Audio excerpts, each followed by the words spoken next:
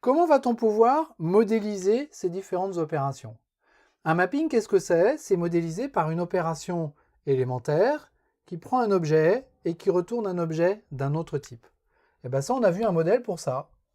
Et ce modèle, c'était la fonction qui prend un objet de type T et qui retourne un objet de type R.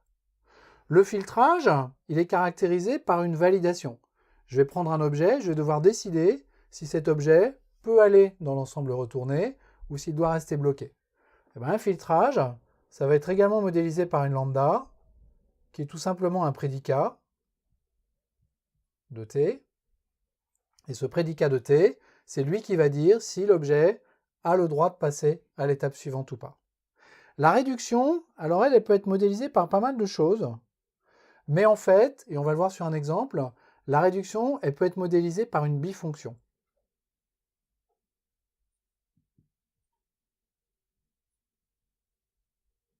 Une bifonction qui va prendre deux éléments et qui va décider de les réduire. Si par exemple je sais faire la somme de deux éléments, eh bien je vais pouvoir appliquer cette somme aux deux premiers éléments de mon ensemble, puis au troisième, puis au quatrième, etc. Accumuler cette somme, et puis au final j'aurai la somme de tous les éléments de mon ensemble. Ça marche aussi pour le min, et ça marche aussi pour le max. Ça marche un peu moins bien pour la valeur moyenne.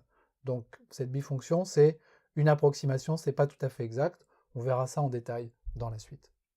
Donc ces étapes MapFilterReduce peuvent être modélisées et vont être modélisées tout simplement par des lambda expressions.